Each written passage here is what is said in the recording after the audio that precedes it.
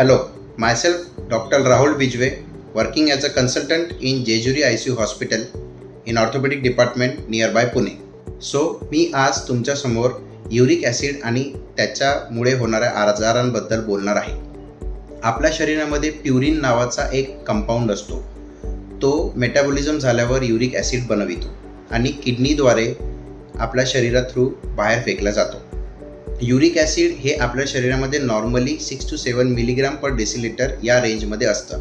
Problem होतो जेव्हा ही रेंजपेक्षा जास्त युरिक ॲसिड आपल्या शरीरामध्ये वाढतं.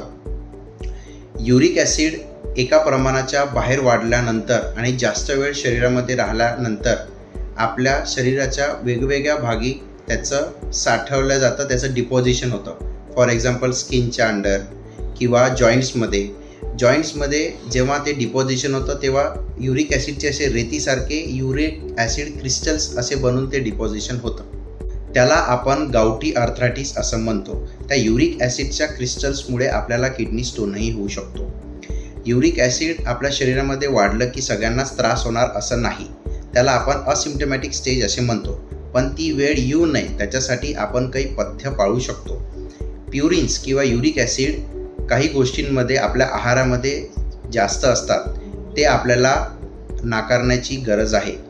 फॉर एक्झाम्पल अल्कोहोल म्हणजे दारू, red meat, seafood, fish या सगळ्या गोष्टींमध्ये युरिक ॲसिडचं प्रमाण जास्त असतं. अशा व्हेज गोष्टी ज्या आहेत, व्हेज गोष्टीमध्ये काही पण तुम्ही खाल तर त्याच्यामुळे तुम्हाला युरिक ॲसिडचं प्रॉब्लेम होणार नाही.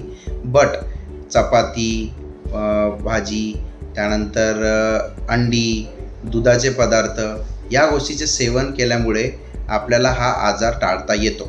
सोबतच याविषयी बोलण्याचा अर्थ हाच होता की लोकांना फक्त आर्थरायटिस किंवा फ्रॅक्चर हेच फक्त ऑर्थोपेडिकमध्ये असं नाही. गाऊट किंवा युरिक ॲसिडचं प्रमाण वाढण्याची रिझन हेच आहे की त्याचं डायरेक्ट रिलेशन आहे ओबेसिटी, हायपरटेन्शन किंवा डायबिटीस याला धरूनच हा आजार येतो.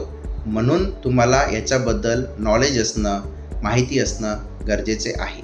तसेच गाऊट किंवा युरिक ॲसिडचे प्रमाण वाढल्यावर आपल्याला ते कमी करण्यासाठी मार्केटमध्ये गोळ्या औषधी उपलब्ध आहे. पण आपण म्हणतो की prevention is always better than cure. म्हणून लाईफस्टाईल मॉडिफिकेशन आणि डाएट पाळणे हे खूप महत्त्वाचे आहे. अजून काही माहितीसाठी जोडून राहा. नमस्कार.